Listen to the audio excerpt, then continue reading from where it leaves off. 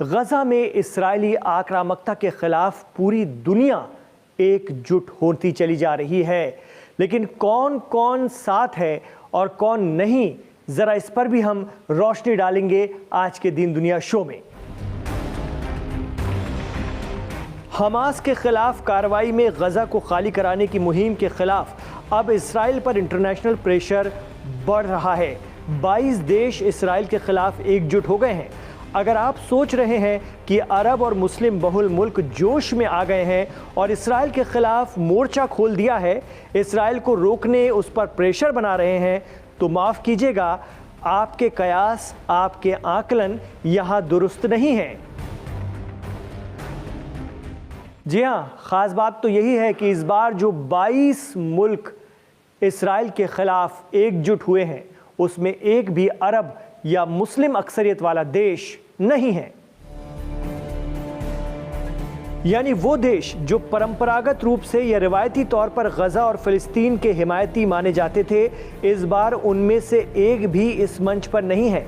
इसके विपरीत, इसके बरखिलाफ यूरोपीय और मगरबी मुल्क जैसे Britain, France, Germany, Japan, Canada और ऑस्ट्रेलिया इस बार गजा को इंसानी मदद पहुंचाने की मांग को लेकर खुलकर सामने आए हैं। तो गजा के लिए खड़े हो जाने वाले देशों के नाम भी सुन लीजिए। ये मुल्क हैं Australia, Canada, Denmark, Estonia, Finland, Iceland, Ireland, Italy, Japan, Latvia, Lithuania, Luxembourg, Netherland, New Zealand, Norway, पुर्तगाल, Slovenia, Spain, Sweden, Britain, France और जर्मनी। इन सभी मुल्कों ने एक साझा बयान में कहा है कि गजा में हालात बेहद भयावह हैं। आधे से ज्यादा आबादी भूखमरी की कगार पर है और जिन लोगों को गंभीर बीमारियां हैं, उन्हें दवाइयां तक नहीं मिल पा रही हैं। अस्पतालों में इलाज ठप है, बिजली पानी जैसी बुनियादी सेवाएं भी ठप हो चुकी हैं। इन मुल्कों का कहना है कि उन्हें जानकारी है कि इसराइल फिलहाल लिमिटेड मदद को मंजूरी दे रहा है, लेकिन ऐसा काफ़ी नहीं है। उनका कहना है कि मदद को किसी भी तरह की फौजी ताकत के बल पर रोका नहीं जाना चाहिए। उनका तर्क, उनकी दलील है कि इंसानी मदद में देरी हुई तो इससे गजा के हालात और बिगड़ेंगे और आगे इसराइल के खिलाफ लोगों का गुस्सा और बढ़ेगा।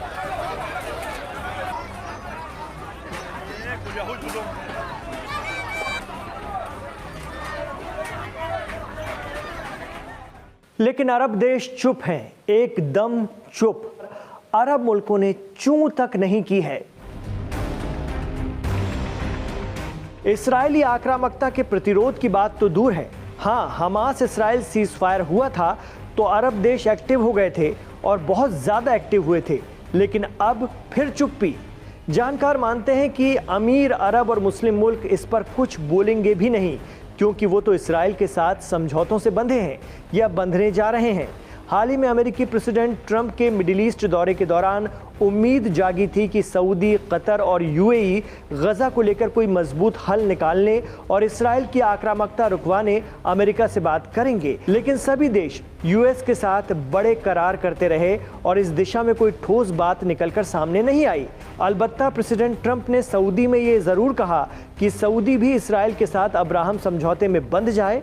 अब ये सऊदी को तय करना है कि वो ये कदम कब उठाता है। इधर गजा पर सबसे मजबूत प्रतिक्रिया फ्रांस, ब्रिटेन और कनाडा की तरफ से आई।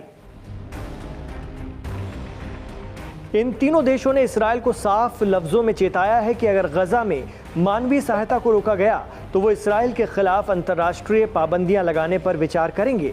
हालांकि इस पर इस्राएली प्रधानमंत्री बेंजामिन नेतन्याहू ने तीखा जवाब दिया है। उन्होंने कहा है कि अगर इन देशों का प्रस्ताव मान लिया गया तो हमास जैसे आतंकी संगठन को फायदा मिलेगा। नेतन्याहू का तर्क है कि हमास को तब तक रोका नहीं जा सकता जब तक उसकी पूरी ताकत को खत्म न कर दिया जाए। सोशल मीडिया प्लेटफॉर्म एक्स पर पीएम नेतन्याहू लिखते हैं, हमसे ये कहना कि हमास को ख़त्म करने से पहले ही हम अपना अस्तित्व बचाने की इस रक्षात्मक लड़ाई को रोक दें, साथ ही फ़िलिस्तीन को राज्य का दर्जा दे दें, ये उन आतंकियों को बड़ा इनाम देने जैसा है जिन्होंने 7 अक्टूबर को इसराइल पर कत्ल गारत की थी। ये बर्बरता और सभ्यता के बीच का युद्ध है।